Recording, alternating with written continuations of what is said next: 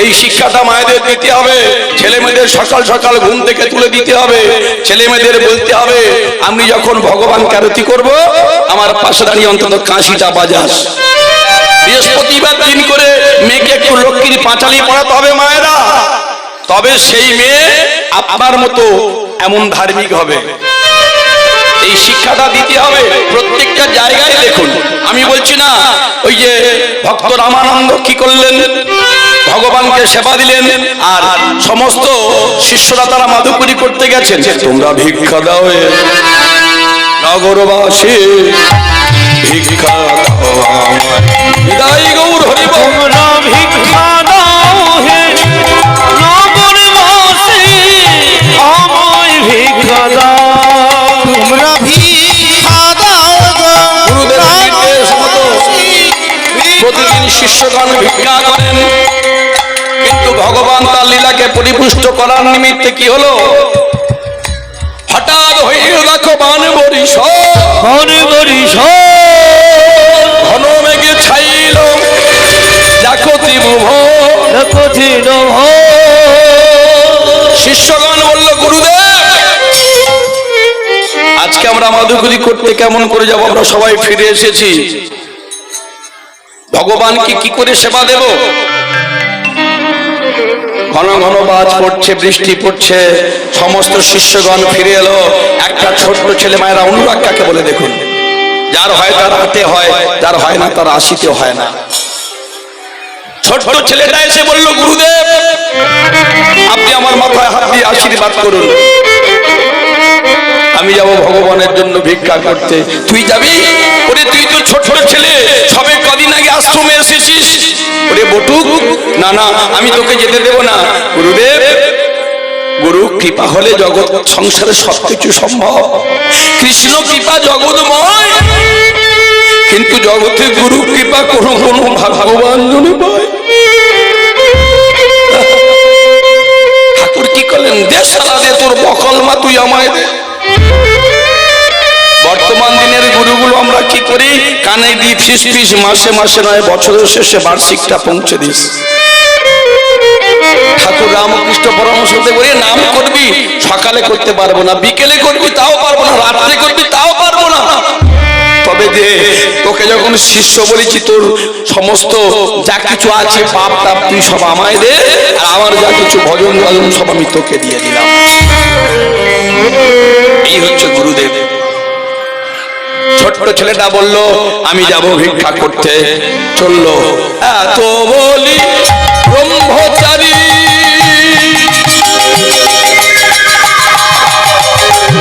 উলুধ্বনি মারা উলুধ্বনি, দুয়ারে যাইয়া এত বলি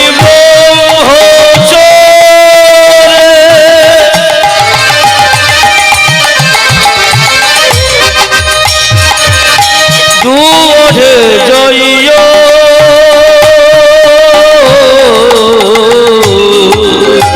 গুরুর লাগি ভিক্ষা করে কাঁদিয়া কাঁদিয়া, ওই গুরুর লাগি তাই গৌর হরি হরি বল। ভিক্ষা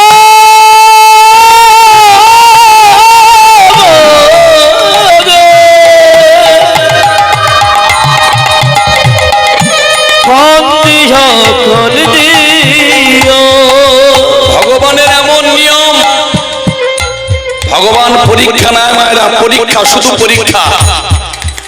আর যারা ভালো ছেলে যারা পড়াশোনা করে তারা পরীক্ষা দেখে কখনো ভয় পায় না। টানা 2 বছর ধরে পড়াশোনা করে উচ্চ মাধ্যমিক পরীক্ষায় 3 ঘন্টার উত্তর লিখতে বসতে হচ্ছে। তাহলে সারা জীবনের প্রশ্ন যে ভগবানের চরণে, সেই ভগবানের জন্য আমরা কতক্ষণ সময় দিয়েছি নিজের বিবেক দিয়ে প্রশ্ন করতে হবে। কোনো কিছু কি এমনিতে পাওয়া যায় না, পাওয়া যাবে না। প্রহ্লাদকে ফেলে দেওয়া হলো পর্বত সিংহের উপর থেকে, সে যদি খাদে পড়ে বসে বসে হরিনাম করতে পারে, এই কাজটা নিতে হবে। যদি স্বামীর প্রতি স্ত্রীর বিশ্বাস না থাকে সে সংসার অচল। বর্তমান সেই শিক্ষাটা আমরা দিতে পারছি না। বাবার ফোন নাম্বারের পাশে ছেলে ভাইরাস লেখা আছে, সেভ করা আছে। কারণটা কি? আমাদের অধোগতি। আমরা গৌরাঙ্গের প্রেমটাকে আমরা নিজেরাও গ্রহণ করিনি, আর আমার সন্তানদেরকেও দিতে পারিনি। আমরা আমাদের বাবা-মাদের সম্মান করি না। ভগবান একবারও বলেননি যে তুমি কাশী প্রয়াগ বৃন্দাবনে ঘুরে বেড়াও, মানুষের সেবা দাও, হরিনাম করো না। প্রথমে বলেছেন যে যতই যাও না মন্দির মসজিদ, যতই যাও না তুমি তীর্থস্থান, আর নিজের ঘরের পিতামাতাকে প্রণাম করলে তুমি তবেই পাবে ভগবান। হরিনাম শুনলে কি হবে? কাজে লাগাতে হবে তো। যখন হাত পেতে ভিক্ষা করছেন দেখলো সমস্ত দরজাগুলো বন্ধ, সবই তো তার লীলা, সবই তার খেলা, তাই নয় কি? এই মানুষ উঠে চলে যাচ্ছিল, সবাই আবার বসে পড়েছে। তার একটা ইশারা ছাড়া জগতে কিছু সম্ভব নয়, এটা মনে রাখতে হবে। ছুটতে ছুটতে গিয়ে দূর থেকে একটা কণ্ঠস্বর ভেসে এলো, এই ব্রাহ্মণ, তোকে তো কোনোদিন দেখিনি, এইখানে আয়। প্রচন্ড ঝড়ের ভিতরে, জলের ভিতর থেকে ছুটতে ছুটতে গিয়ে বলছে, আমি এসেছি, আমার গুরুদেব বিষ্ণু পূজা করবে, আমায় একটু ভিক্ষা দেবে, মুষ্টি ভিক্ষা। আরে বাবা, তোকে ভিক্ষা দেওয়ার জন্য আমরা স্বামী স্ত্রী দুজনে দাঁড়িয়ে আছি। স্বর্ণ পাত্রে করে অনেকগুলো তন্ডুল সবজি নিয়ে দাঁড়িয়ে আছে। ছোট্ট ছেলেটা বলছে, না না, আমার স্বামী, আমার গুরুদেব, আমার গুরুদেব, আমার স্বামী রামানন্দের নির্দেশ প্রতিদিন মুষ্টি ভিক্ষা। এই 4 মুঠো করলে যতটুকু চাল উঠবে একটা বাড়ি থেকে ওইটুকু গ্রহণ করতে পারবো, এর বেশি গ্রহণ করতে পারবো না। এই তুই তো বুঝিস না কিছু। সমস্ত আকাশটা এমন করে বৃষ্টি হচ্ছে, সমস্ত দরজা বন্ধ, তাহলে তুই যদি এক মুষ্টি ভিক্ষা নিয়ে যাস, তোর গুরুদেব কি করে সেবা পাবে? তোর গুরুদেব কি করে সেবা পাবে? আর তোর 100 ভাই শিষ্য তারা কি করে সেবা পাবে? তোর গুরু ভাইরা কি করে সেবা পাবে? ছোট্ট ছেলেটা বুঝতে পারল না কথা। যেই নাকি নামাবলিটা বাড়িয়ে দিয়েছে, স্বামী স্ত্রী 2 দম্পতি তারা কি করলেন, সেই চাল ডাল তন্ডুল নিয়ে নামাবলির মধ্যে ঢেলে দিয়েছে। আর বড় আনন্দ হয়েছে। আজকে ভগবান উপবাসী হতো, ছুটতে ছুটতে চলেছেন গুরুদেব, গুরুদেব। এইবার চিৎকার শুনে সমস্ত গুরু ভাইরা বেরিয়ে এসে বলছে, এই তো দেখো দেখো, যে কর্ম আমরা করতে পারিনি আজকে সেই কর্ম করেছে ওই যে ছোট নাম তার বটুক, সেই বটুক ব্রাহ্মণ। গুরুদেব বলল, আর দেরি করো না, মধ্যাহ্ন অতিবাহিত হলে ভগবানের সেবা হয় না।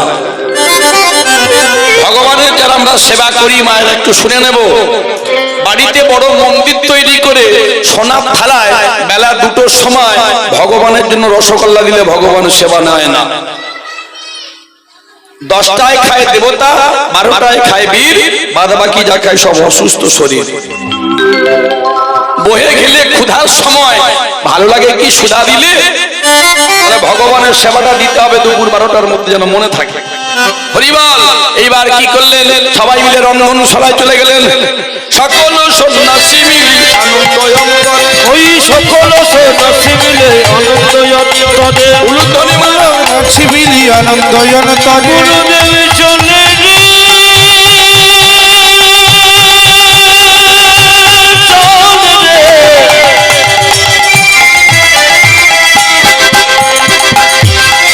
সকল সন্ন্যাসী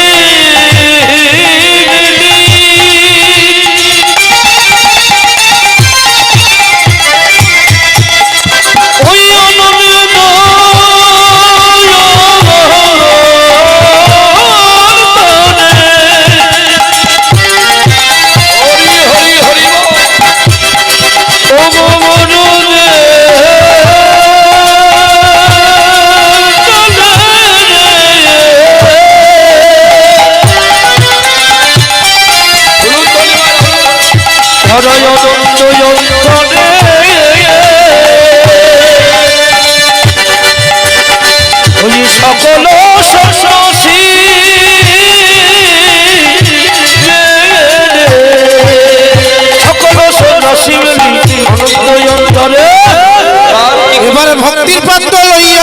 রন্ধনেরই ঘরে ওই ভক্তিপত্র লইয়া গেল রন্ধনের ঘরে এবার ভক্তিপত্র লইয়া গেল রন্ধনের ঘরে এবার ভক্তিযুক্ত হইয়া ভোগ করিল রন্ধ ভক্তিযুক্ত হইল হত করিল রন্ধন গুরু করে আসি কইল সমর্পণ ওই শিগুরু করিয়া বলে কইল সমর্পণ গুরু সেবার বলিল হো গুরু সেবার ডাল গুরু সেবার বলিল হো গুরু সেবার ডাল হয়ে যায় যে পূজা বলিল হো গুরু আর বিলম্ব করো না বলিল হো গুরু সেবার ডাল বিলম্ব করো না বলিল হো গুরু সেবার ডাল বিলম্ব করো না বলিল হো গুরু সেবার ডাল বিলম্ব করো না বলিল হো গুরু সেবার ডাল হো গুরু সেবার ডাল হো গুরু সেবার ডাল 24 ঘন্টাকে চাপ দিয়ে সবাই 4টে ভাগে ভাগ করবেন একটা ভাগ সংসারের জন্য দেবেন একটা ভাগ সন্তান প্রতিপালনের জন্য দেবেন একটা ভাগ নিজের জন্য রাখবেন শরীর চর্চার জন্য আর একটা ভাগ গোবিন্দ সেবার জন্য রাখতে হবে সারা জীবনে যত উপার্জন করবেন সেটাও 4টে ভাগ করতে হবে একটা ভাগ সংসার চালানোর জন্য একটা ভাগ সন্তান মানুষ করার জন্য একটা ভাগ আমার অসমকালের জন্য আর একটা ভাগ গোবিন্দ সেবার জন্য এটাই গৌর হরিবল আর যারা বাইরে ভগবানকে ভক্তি করেন না সেবা করেন না অন্তত এইটুকু করবেন বৈষ্ণব মহাজনদের কেমন সিদ্ধান্ত দেখুন এই যে তত্ত্ব এগুলো কি সিদ্ধান্ত সকালে ঘুম থেকে উঠে আয়নার সামনে আগে নিজেকে দেখবেন নিজেকে দেখে এটা দেহ বৃন্দাবন মনে করবেন আর দেহ বৃন্দাবন মনে করে এখানে ভগবান কৃষ্ণ আছেন সেই কৃষ্ণ মনে করে নিজের চরণে নিজে প্রণাম করবেন কোথায় বললেন এই যে মানব দেহ কর নিরীক্ষণ আস্তে এই যে মানব দেহ কর নিরীক্ষণ 24 তত্ত্বে হয় মানব দেহেরই গঠন পঞ্চভূত ষড়রিপু একত্র করিয়া তার মধ্যে 10 ইন্দ্রিয় লইবে ধরিয়া মহাভূত সহ অহংকারে আর দাও মন এই তো 24 তত্ত্বে মানব দেহেরই গঠন সহস্রার পদ্ম হয় সহস্রের দল মধ্যে একটা রামেশ্বর গোলক মন্ডল নাসামূলে দ্বিদল পদ্ম হৃদি খণ্ডে রাখি কণ্ঠ জুলে 16 দল পদ্ম মাঝে বিছে রাখি হৃদপদ্ম বিরাজিত দ্বাদশ যে দলে কুলকুণ্ডলিনী শক্তি দেখো 10 নাভি মূলে নাভির নিম্ন ভাগে আগে সরোবর মা অষ্টদল পদ্ম আছে তাহারও ভিতর তার মধ্যে আছে নারী 3.5 কোটি 72,000 নারী তাতে বাবা আছে 8টি এই 72,000 নারীর মধ্যে 700 নারী প্রধান হয় এই 700 নারীর মধ্যে 124 নারী তাতে শ্রেষ্ঠ হয় এই 124 নারীর মধ্যে 32 নারী দেখো বিশ্বভুবন ভরিয়া হইল উল্লেখ এই বিশ্বভুবন ভরির মাঝে দেখো নারী আছে 3 ইরা পিঙ্গলার সুষুম্না প্রবীণ বাম দিকে ইরার ডাইনে পিঙ্গলা মধ্যিখানে সুষুম্না নারী চকাকারে রইলা সহস্রার থেকে যে রস ঝরে পড়ে কুনারীর মধ্য দিয়া যায় যে শরীরে ওইখান হইতে রস আবার ঊর্ধ্বমুখী হয় সেটা গিয়ে কুলকুণ্ডলিনীর শিরে পড়ে ভাই যদি কেউ ব্যাঙের মতো আইয়বটা উল্টো করিতে পারে গুরু কৃপায় সেই অজবিন্দু 1 বিন্দু রস পান করিতে পারে তার এই দেহখানা বৃন্দাবন হয়ে গেল প্রেমানন্দে সবাই মিলে একবার হরি বল হরি বল হরি বল যা আছে বিশ্ব ব্রহ্মাণ্ডে তাই আছে দেহ ভাণ্ডে হরিবল এই যে কুম্ভের মেলায় আমরা সবাই ছুটে গেলাম 62 কোটি ভক্ত গিয়ে স্নান করলো সারা বিশ্বের যত হাই প্রোফাইল সবাই এসেছিল কিছু তো একটা আছে যারা আমরা স্নান করেছি তারা কিছু একটা বুঝেছি রসগোল্লার যে কি আস্বাদন যে না খেয়েছে সে অন্য কেউ বলতে পারবে না তাহলে আরেকটা কি বৈষ্ণব মহাজন ব্যাখ্যা করে বললেন যে সমস্ত সাধু মুনি ঋষিদের সাধারণভাবে দেখা যায় না তারা হিমালয়ের গহ্বরে তপস্যা করে যাদের এত বড় করে জটা এত বড় করে নখ হাত বেঁকে গেছে ভগবানের জন্য যারা সপ্তাহে একটা করে ফল খায় মাসে একটা করে ফল খায় অনেকে লতাহারি বাতাহারি খায় না শীতকালে সাপেরা কি খায় আমি বলছি না বিজ্ঞান বলছে তাহলে একটা বিন্দু আছে, সেই বিন্দু পান করে যোগী মুনি ঋষিরা বেঁচে থাকে। যেমন করে তৈল গোস্বামী, বামা খ্যাপা 350 বছর বেঁচে ছিলেন তৈল গোস্বামী। তাহলে ভজন পদ্ধতি আছে, জানতে হবে।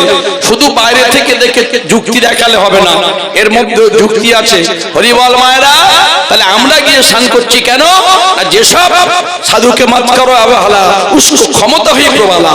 সাধু দর্শন করলে মানুষের মুক্তি লাভ হয়, মোক্ষ লাভ হয়। আর যারা গিয়ে ত্রিবেণী সঙ্গমে গঙ্গা যমুনা সরস্বতীতে ডুবেছে, ওই ভক্তদের ভক্তির প্রেমটা কিঞ্চিত কিঞ্চিত করে এই সমস্ত গৃহী মানুষরা লাভ করেছে। হৃদয় গৌর হরি হরি।